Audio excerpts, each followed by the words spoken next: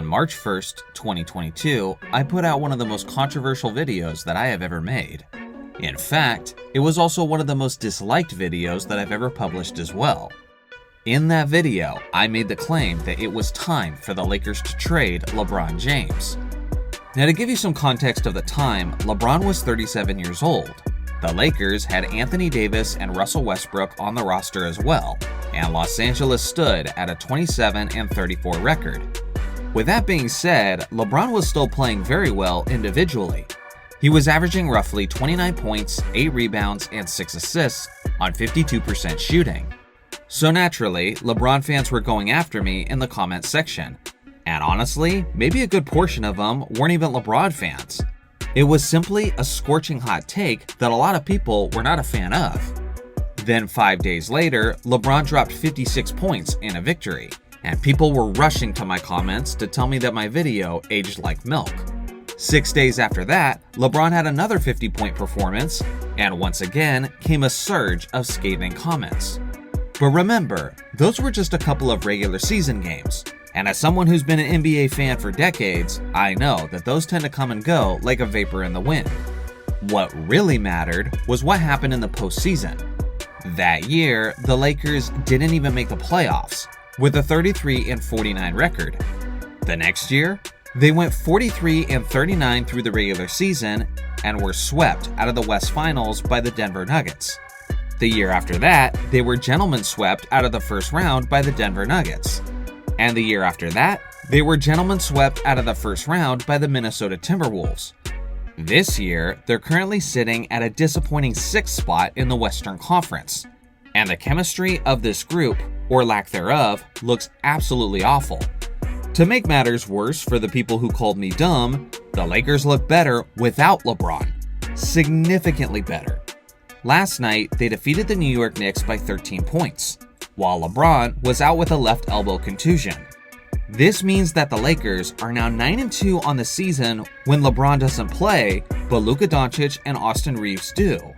Included in that is wins over the San Antonio Spurs, the Minnesota Timberwolves, and of course, the New York Knicks. If they had that same win percentage throughout the entirety of the regular season till now, they'd be the first seed in the Western Conference. It doesn't stop there. There's more data that's damning for LeBron's camp. Like how the Lakers only have a 4-12 record against teams with a win rate greater than 60%. All 4 of those wins occurred when LeBron James wasn't playing. You think that info is awkward? Wait until you see this. This is the Lakers' on-off numbers based on which combo of stars are active together. With Luka and no other stars, they're +5.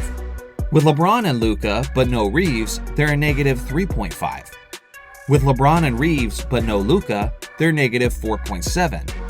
With LeBron, Luka, and Reeves all active, they're +1.5. And finally, with Luka and Reeves but no LeBron, they're +16.9. The Lakers are not just winning without LeBron, but they're absolutely destroying the competition. And at this point, the sample sizes are certainly big enough that you can't simply call it a coincidence. What's fascinating though is that LeBron is also a +8.2 when he isn't playing alongside of the other Lakers stars. Meaning you can't just write him off as a horrible player, because there are certain contexts where he is actually a positive out there on the court. All of this data brings me to one simple and rather obvious conclusion. These 3 simply don't gel on the court well together. Luka and Reeves go together like peanut butter and jelly, but then LeBron gets involved with his baloney and screws up the entire sandwich. Food analogies aside, this whole thing really makes a lot of sense in basketball terms. Luka and LeBron are both ball-dominant playmakers, and neither guy is particularly good at playing off ball. On top of that, LeBron is a 41-year-old defensive liability, and Luka and Reeves are not great defensive players either. So those gaps in the defensive system just magnify one another, and create more opportunities for miscommunications and defensive breakdowns. Some of the issues might be manageable on their own, but when they're compiled and feeding into one another, it just creates a discombobulated mess.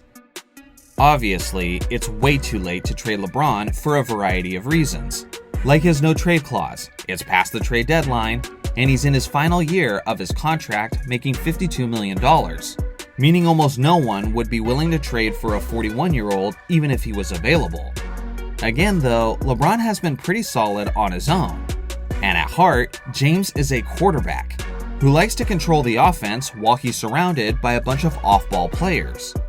Let's be honest, with Luka and Reeves thriving with more touches, this all makes LeBron the perfect candidate to lead the Lakers' second unit.